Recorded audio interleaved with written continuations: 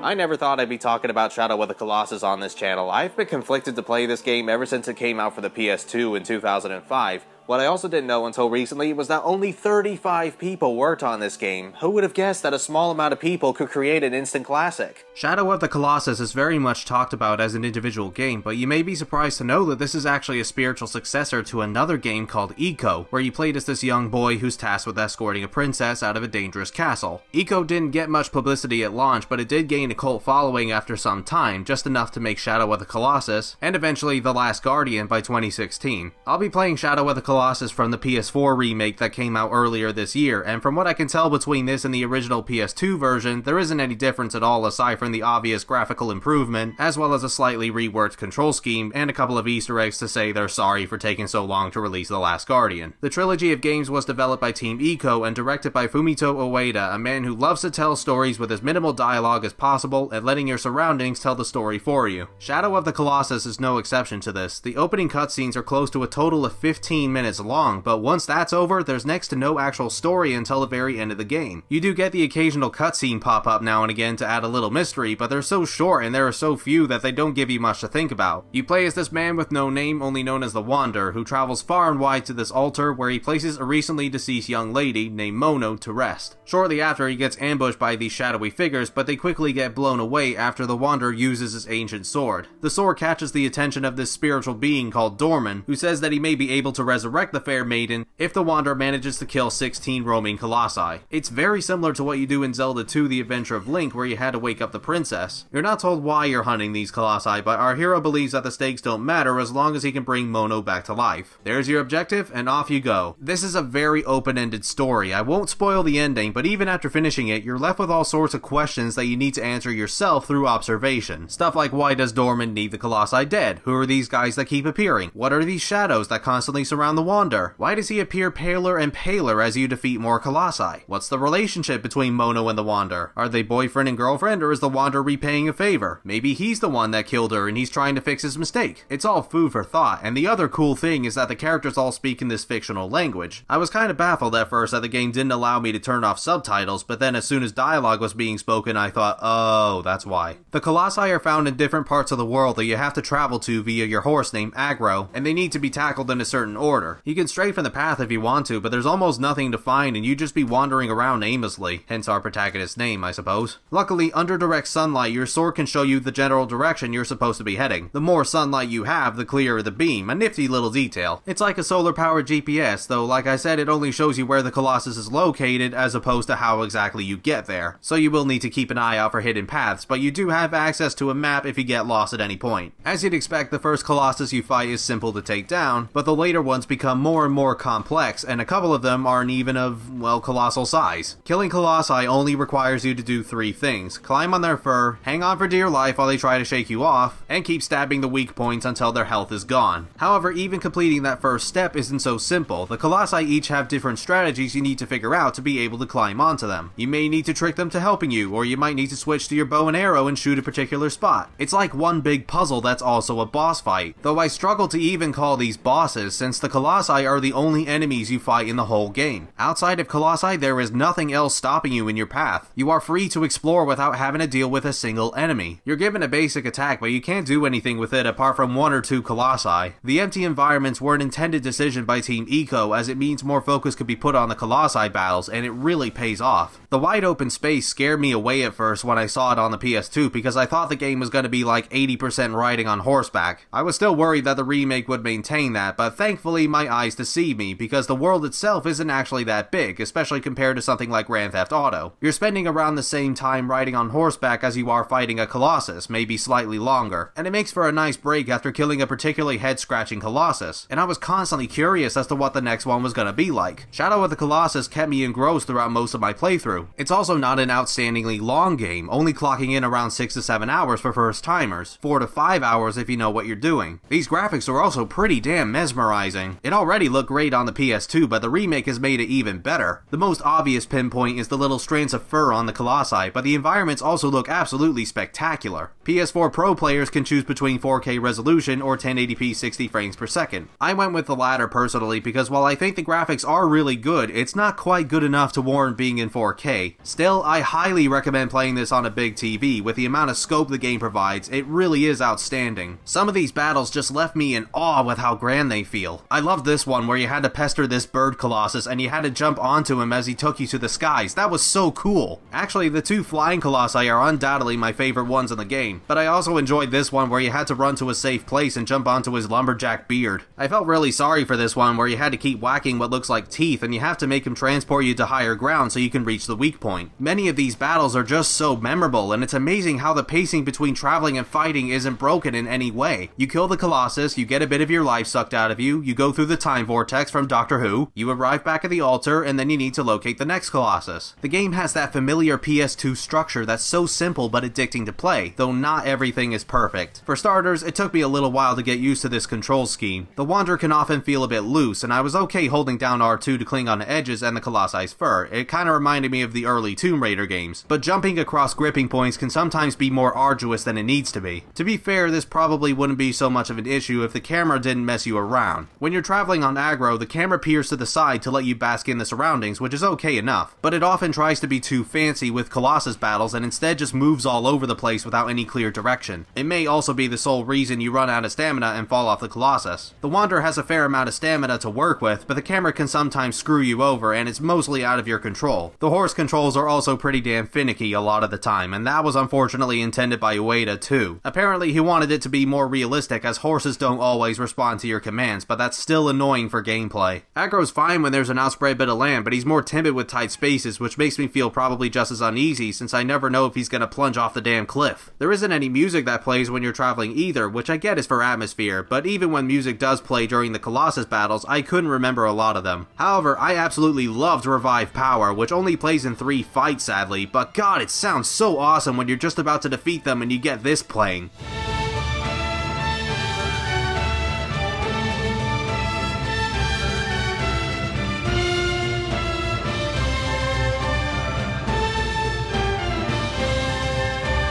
Shadow of the Colossus is one of those games where I wish I could wipe my memory after finishing it so I could experience it for the first time again. It's still fun during multiple playthroughs, but it does lose a bit of its magic after your initial run. Not much, but it is noticeable. Still, at least it's cheaper than most AAA titles nowadays, and with a short length to boot, I'd say there is a fair bit of replayability, and I'm sure there are hidden goodies I've yet to locate. I'd have thought these little shrines would be a secret of some kind, but they restore your health, even though there's nothing to hurt you, so what are they for exactly? But I can see why Shadow of the Colossus is well loved even to this day. The story has the right amount of minimalism, the Colossi are neatly designed, the fights are a damn good time and great for getting your brain thinking, and it looks gorgeous to boot. With the PS4 remake out, now's as good a time as any to play Shadow of the Colossus, so if you're in the mood for something short but satisfying, definitely try this out. Once again, while the PS2 original is perfectly fine, I'd suggest getting the PS4 remake if you've been avoiding it to this day like I did. This was a surprisingly short video given the game's popularity, and we may end up having another short review next time, as I'll be covering an indie game for once, a little different to what I normally do. This particular one was recommended to me, and from the looks of it, it could be promising. Foul play is what we'll be discussing, so I hope to see you guys then, and have a good day.